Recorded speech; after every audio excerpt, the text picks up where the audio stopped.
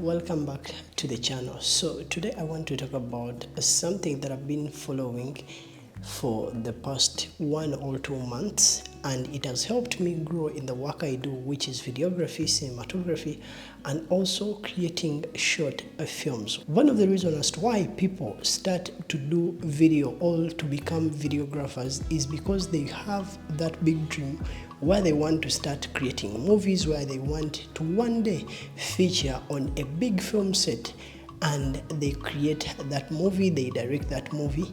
But so many people don't take time to practice these skills and only hope that somehow it will just happen and they are on that set. So one of the things that has helped me learn and better my skills in this field of videography, cinematography, is to start creating the projects that I dream of creating. One of the things that is undermined nowadays is how powerful your stories can take you, and they are. So you need to start creating videos like the videos you wish to do in future. So right now, you can even just emulate some of the shots that you see in your movies, all the movies you like to create. Get one shot and try to replicate that shot. Put in all your effort. Try and change lighting, try and play with color grading, try and play with sound design. As time goes on, when you're doing this, you'll start to see that you're getting better with the work you do, but also with the way you approach videography and with the way you approach storytelling. That said, I'm going to share with you some of the things that I've learned in this period when I started to create these short videos. I believe for people who keep watching these videos, you'll see that the previous videos have been getting better. I've been trying to tell short stories before the video starts. So one of the things that I've learned is lighting. What you need to understand is that there are 4 main lights that you need in a shot. That is the key light, which is the main line, and the fill light, which fills in the shadows. Then you have the backlight. That is the light that will separate your subject from the background, and the practical lights. These are the small lights that usually videographers or cinematographers put in the background to make the shot beautiful. So one of the things that you need to take time on is to practice, and this will help you to learn more about lighting. Despite the fact that you want to be a DOP, you need to understand that on a film set, even if you have someone who is going to work on lighting, who is called the gaffer, you also have to support as the person on the camera, because you have so much power to decide on what to do right and what to do wrong. So by you practicing on recreating short videos, recreating shots that you watch in a movie, this will help you so much, because at that point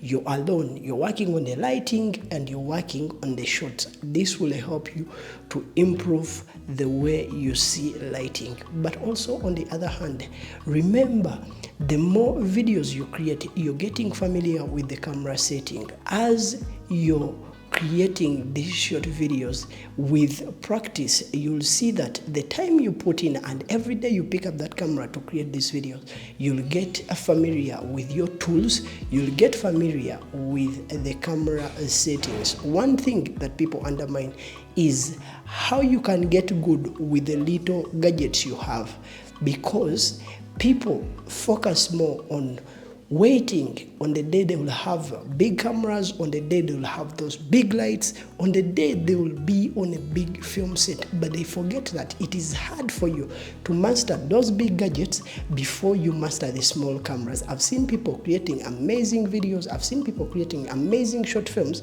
with just a mobile phone. One thing you need to do is to start practicing your skills by creating more videos, and more videos will put you in a situation where you master your tools and your camera settings. Another aspect that you will also improve, that I've seen myself grow into, is understanding how you can be in position to shoot indoors and outdoors.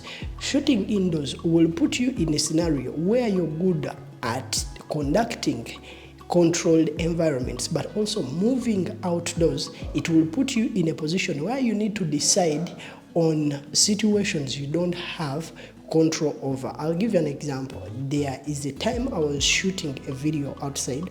The sun kept going up and down, but I had to make sure that no matter what, I get shots that I can work with. So you practicing with these projects and creating short videos, you can decide to have a realistic time frame. For example, you might draw a plan that will enable you to have one video in every 3 days or in every after 3 days.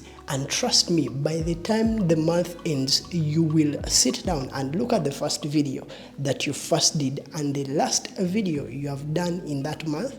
You'll see there will be so much growth and improvement. Another aspect that you will improve on as you keep on doing projects that are passion projects, or even projects that are emulating the shots you have seen. Still on gear, you will also learn how to use the gear you have, all to make proper choices on the gear you have. I've seen so many people buy tools because they have watched a YouTube video that is reviewing that tool, that camera, or even that microphone. But in actual sense, when you look at the workflow that they have, all the videos they are creating, that is not the tool they need. So by you practicing on creating projects that you dream of creating, it will put you in a position where you become so good with the choices you make when it comes to gadgets, when it comes to machines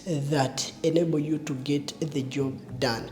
Away from you just buying things because you have seen some influencer on the YouTube platform or even on any other social media platform saying it is the best tool. Me as a person, right now I know which camera, if I'm to buy a camera, the camera that is the best for me. Right now I know which microphone is the best for me. Right now I know how many lights and which type of lights, if I'm to buy lights, that I need. So practicing will put you in position where you know what are the right tools for your workflow. So many people talk about cameras, but they forget about lenses. Lenses are one of the most important tools that you will have as a videographer. So it is always important that you understand what are the best lenses for you by you practicing and understanding which lenses are good for the workflow you have. When you are replicating a shot, sometimes people share with you the lenses that they use to shoot that specific shot. You will get into a position where you understand what are the best lenses for what shot. Practicing will put you in a position where you make proper choices when it comes to lenses for the camera you have, or for the camera you're going to use to shoot a specific story, to shoot a specific short film. There is a friend of mine who told me a story that if there are two people who are tasked to make pots, one is asked to make one pot every month but to perfect it, and another person is asked to make one pot every single day, and these two people are given a time frame of a year, and after a year they will be called back and they will look at the pots each one will be making. You'll see that the person who is making pots every day will have grown, and he or she will be better than the person who has been making one pot every single month. What does this mean? You practicing on projects every day, you practicing on projects in a certain time frame, it will put you in a position where you will develop your storytelling skills. One thing you need to understand is that when I started creating videos, if you look at the first videos I created, it was so hard for me to come up with a good idea for a video, for me to create amazing shots. It was so hard even for me to create amazing videos that people can watch. But right now, when you look at the videos that I'm creating compared to the videos I first created, you'll see that there is a lot of growth. But that didn't just come from nowhere. It has come because I've decided to build up a realistic time frame and system that I follow when I'm creating videos, and that has helped me to develop a mind that can create amazing stories. For you, if you decide to follow the system I'm sharing with you, you'll get to a point where your storytelling skills will get better. Each day you work on a video, each day you work on a photo shoot, each day you work on that passion project. We are living in a generation where so much tools are shared to us. We are living in a generation where every person is advising you which tools are better for which job. So many people will tell you that Premiere Pro is good for them when it comes to color grading, when it comes to editing. So many people are saying DaVinci Resolve is better than Premiere Pro when it comes to color grading, when it comes to sound designing. But also there are people who will tell you that despite the fact that all these tools are good, the answer is also good when it comes to video grading, when it comes to color grading. But also there are people who right now look at CapCut as one of the best tools for them when it comes to video editing. So by you practicing on passion projects, by you creating videos on a certain time frame more than what you have been doing, it will put you in a position where you'll better these skills like color grading, skills like making the right choice on which software is better for you. Because like it or not, all these softwares have a certain feature that are powerful, and also all these softwares can get the job done as long as you're the person who is using this software is good at it. Practicing will put you in a position where you make proper choices and not just follow the trends. One other important skill that you're going to learn is creativity. Like it or not, when you look at the videos people make, I'll give you an example. One of the creators that I've followed for a long period of time on social media is Danny Gavatz. When you look at the video, Danny Gavatz created his first video on YouTube. Or let us mention any creator that is on the platform. When you look at the works they started with and the works they are uploading right now, you'll see that the works they are uploading right now have kept on getting better. And also there are even some YouTubers, all creatives that you see, that the ideas they started with have evolved, and right now they are creating totally different ideas. That is because the more you keep practicing on those works that you wish to do, the more you get better when it comes to creativity. So for you who is watching this, I advise you, don't wait for Hollywood to invite you on a film set. Don't wait for you to get into film school so that you can start creating amazing videos.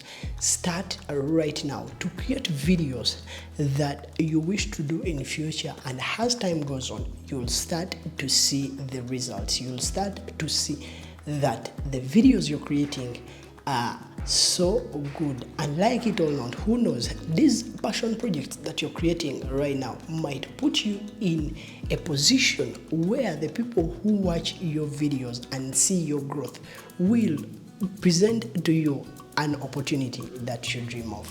My name is Pius Jagina. If this video has been useful to you, don't fear to like, but also if you have any question, any idea you'd like me to talk about, or even if there is anything that you have learned, or if there is anything I've not shared in this video and we can learn from on this topic, feel free to share that in the comment section below.